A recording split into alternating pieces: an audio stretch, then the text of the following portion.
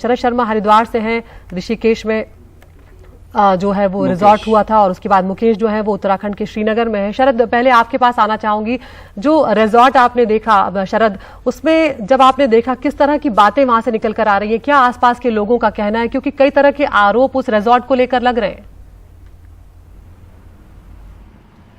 आरोप ये लग रहे हैं अदिति इस मामले में कि अगर यहाँ पर कुछ हुआ था और इसी से जुड़ा पूरा मामला है, तो क्या जल्दबाजी में यहाँ पर बुलडोजर भेज दिया गया?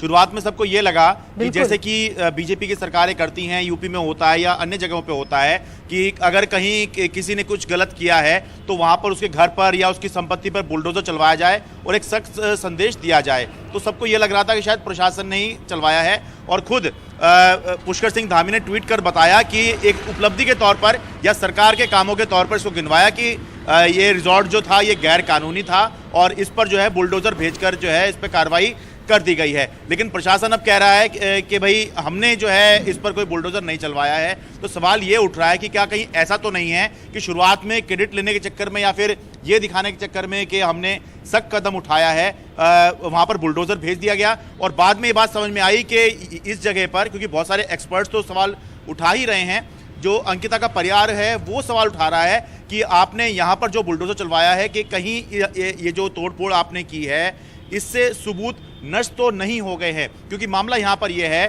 कि राज्य में बीजेपी की सरकार है और जो मुख्य आरोपी है वो उस समय पर, अब तो बीजेपी से उनको निकाल दिया गया है, लेकिन जिस समय पर यह सब हुआ वो बीजेपी में ही थे और बीजेपी नेता का बेटा इस मामले में इन्वॉल्व है। तो आरोप लगने बहुत आसान है और अब ये कहा जा रहा है कि इस मामले की जांच होगी। तो अब देखते हैं कि क्या इसमें निकल के आता है। लेकिन जब मुख्यमंत्री जिस चीज़ का क्रेडिट ले चुके हैं और अपना काम के तौर पर उसको गिनवा चुके हैं, तो प्रशासन ये कैसे कह रहा है कि हम उसकी जांच करवाएंगे? सीएम के काम की जांच या सीएम ने जिसकी घोषणा की है उसकी जांच जो है प्रशासन कैसे कराएगा, ये यहाँ पर बड़ा सवाल है। बिल्कुल, मुकेश भी हमारे साथ हैं। मुकेश, कल हमने देखा परिवार के साथ जो है स्थानीय लोग भी वहां पर रहे इस गम की घड़ी में, और परिवार के कई सारे सवाल थे जिस तरीके से यहाँ पर इस रिजॉर्ट पर कार्रवाई की गई उसको लेकर भी, और पोस्टमार्टम की रिपोर्ट का भी इंतजार जो है वो किया जाता रहा। कल आज ये विस्तृत रिपोर्ट आनी है, तो इसमें किन बातों पर नजर रहेगी जो आज साफ होनी है इस विस्तृत रिपोर्ट में? और दूसरा, अब परिवार क्या चाहता है? एसडीएम भी जो है वो गांव आज पहुंचेंगे? देखिए, सबसे जो अहम है वो पीएम रिपोर्ट है, क्योंकि पीएम रिपोर्ट में साफ होगा कि अंकिता की मौत कब हुई, टाइमिंग क्या है, दूसरा मौत का कारण क्या है, कॉज ऑफ डेथ क्या है, और क्या उसको डुबाने के पहले ही मार दिया गया था। तो ये सारे सवाल, बहुत सारे सवाल हैं। क्या उसके साथ कोई सेक्सुअल असॉल्ट हुआ था? ये सारी बातें पीएम रिपोर्ट में आनी हैं। तो पीएम रिपोर्ट का सबको इंतज़ार है और उम्मीद की जा रही है कि आज शाम तक पीएम रिपोर्ट आ जाएगी। 4 डॉक्टरों के पैनल ने अंकिता का पोस्टमार्टम किया था और पोस्टमार्टम करने के बाद अब डॉक्टर आज शाम को पीएम रिपोर्ट दे सकते हैं। दूसरा, जो शुरुआती पोस्टमार्टम रिपोर्ट आई है उसमें ये साफ तौर पर कहा गया है कि अंकिता के शरीर पर चोट के निशान हैं और उसकी पानी में डूबने से मौत हुई है, उसको शॉक लगा है। तो अभी जो पीएम रिपोर्ट है उस पर उसको लेकर अब कई सवाल खड़े हो रहे हैं और अंकिता का परिवार ये चाहता था कि जो पीएम रिपोर्ट है वो उन्हें सौंपी जाए। कल भी हमने देखा कि पूरे दिन यहाँ पर न केवल अंकिता का परिवार बल्कि यहाँ के जो लोग हैं, यहाँ बड़ी संख्या में छात्र हैं, यहाँ पर यूनिवर्सिटी है, सभी लोग यहाँ पर इकट्ठा हुए और श्रीनगर केदारनाथ हाईवे को बंद कर दिया। 6 घंटे हाईवे बंद रहा, 4 धाम यात्रा बंद रही। उसके बाद कहीं जाकर फिर जब सरकार ने सारी मांगें मान ली तो अंकिता के पिता ने कहा कि अब उनकी बेटी का अंतिम संस्कार करने दें। तब जाकर बड़ी मुश्किल से लोग हटे।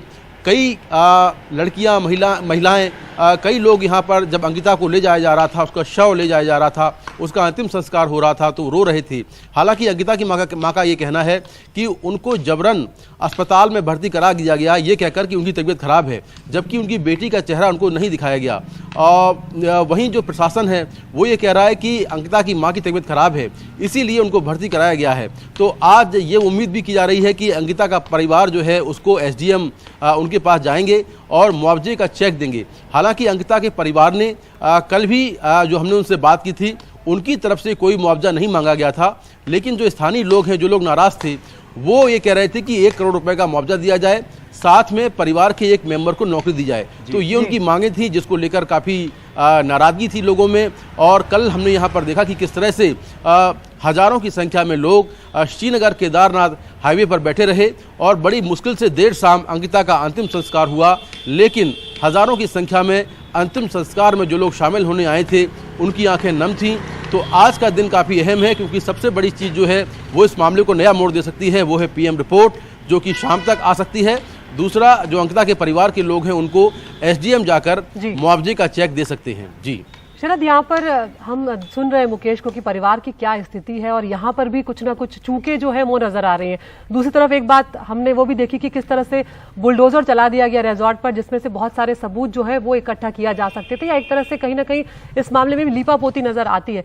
क्या क्योंकि अंकिता ने 1 महीने पहले ही यहाँ पर नौकरी की थी, क्या उनके जहां पर वो रुकी हुई थी या कुछ आसपास के लोगों से बात हो पाई है? इस रिजॉर्ट को लेकर किस तरह की लोगों को जानकारी है, वहां पर क्या कुछ चल रहा था, इसको लेकर क्या कोई बता पा रहा है? नहीं, देखिए, ये जो रिजॉर्ट है ये एक तरह से कहा जाए कि जंगल सा इलाका है, आसपास बहुत ज़्यादा आबादी नहीं है। और जिन लोगों को इस बारे में पता चल रहा है तो वो ज़्यादातर लोग ऐसे हैं जो पहली बार इसके बारे में जान रहे हैं और जानकर ही यहाँ पर आ रहे हैं। ये सवाल ज़रूर उठ रहे हैं कि इस जगह पर अंकिता नौकरी करने क्यों आई, क्योंकि एक आसपास जो है आबादी नहीं है, जंगल का इलाका है। आखिर क्या मजबूरी थी जो वो यहाँ पर नौकरी कर रही थी? हो सकता है अगर अंकिता को ठीक लगा हो और मजबूरी रही हो, क्योंकि ये भी समस्या है कि आजकल नौकरी मिलना इतना आसान नहीं होता, खासतौर से कोरोना के बाद से। तो ये कुछ सवाल उठ रहे हैं कि इस जो रिजॉर्ट है वो इसी तरह से होते हैं शरद, कि गंगा किनारे होते हैं, थोड़े से आइसोलेटेड होते हैं, ताकि लोग जो है, जो पर्यटक आए, वो एक अलग शांति और सुकून महसूस करें। अट्रैक्ट करने के लिए भी इस तरह की लोकेशन जो है वो चूज की जाती है। तो ऐसे में वहां नौकरी करना एक बहुत साधारण सी बात भी हो सकती है। हाँ, नहीं, वही मैं कह रहा हूं कि यहाँ पर ये सवाल उठ रहे हैं, लेकिन साथ में ये इसके जवाब ये भी हैं। तो बहुत ज़्यादा लोग इसके बारे में नहीं जानते हैं, लेकिन हाँ, सबकी भावनाएं ज़रूर जुड़ी हुई हैं अंकिता के साथ में, और सब लोग इसलिए भी इस मामले से अपनी भावनाएं जोड़ रहे हैं क्योंकि उत्तराखंड के बारे में ये माना जाता है कि यहाँ ज़्यादा क्राइम नहीं होता है, और पुलिस भी यहाँ बहुत बाद में आई। पहले पटवारी पुलिस यहाँ पर हुआ करती थी, बहुत ज़्यादा क्राइम यहाँ पर नहीं हुआ करता था। तो इस वजह से जो आसपास के लोग हैं वो वैसे तो नहीं जानते हैं इस रिजॉर्ट के बारे में बहुत ज़्यादा, या फिर अंकिता के बारे में, लेकिन भावनाएं सबकी जुड़ी हुई हैं। इसलिए इस मामले से जो है पूरा उत्तराखंड जो है वो जुड़ा हुआ है, और हर जो उत्तराखंड वासी है वो इस मामले के बारे में जानना चाह रहा है और चाहता है कि इस मामले में निष्पक्ष जांच हो। लोग और भावुक भी हैं बहुत इस घटना को लेकर। हमने देखा कि परिवार के साथ लोग खड़े हुए वहां पर नजर आ रहे हैं। मुकेश, बहुत संक्षिप्त में आपसे यहाँ पर मैं जानना चाहूंगा, आज भी किसी तरह का कोई प्रोटेस्ट वहां पर हो रहा है?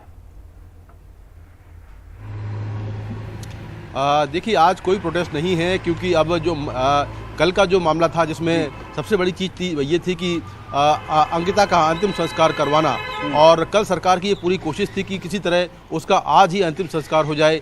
जब किसी मामले में इस तरह से जब मामला बहुत गर्म होता है और अगर जिसकी मौत होती है तो उसका अंतिम संस्कार होने के बाद आमतौर पर लोग शांत हो जाते हैं। तो यहाँ भी कल हमने देखा कि जैसे ही शव निकला, हालांकि शव निकलते वक्त बहुत लोग विरोध कर रहे थे और कई लोगों की पुलिस से हाथापाई भी हुई, कई लोग रो रहे थे, लेकिन फाइनली पुलिस ने जबरन फिर शव को निकाला, क्योंकि अंकिता के पिता ने ये कह दिया था कि अब उनकी बेटी का अंतिम संस्कार होने दें। तो जैसे ही अंकिता का शव निकाला गया और जहाँ पर ये अलकनंदा नदी है उसके किनारे ही उनका अंतिम संस्कार हुआ, तो वहाँ भी हजारों की संख्या में लोग मौजूद थे, और ऐसे लोग थे जो अंकिता को कभी शायद मिले भी नहीं हो, जानते भी नहीं हो, लेकिन वो अंतिम संस्कार में शामिल होने आए थे। उनकी भावनाएं जुड़ी हुई थी और हमने देखा कि किस तरह से पहुंचे थे। शुक्रिया मुकेश और शरद आपका। तो लोग एक जुड़ाव भी यहाँ पर महसूस कर रहे हैं परिवार के साथ, इस मुश्किल घड़ी में वहां पर खड़े हुए हैं। और आज काफी महत्वपूर्ण रहेगा क्योंकि आज विस्तृत रिपोर्ट आनी है पोस्टमार्टम की।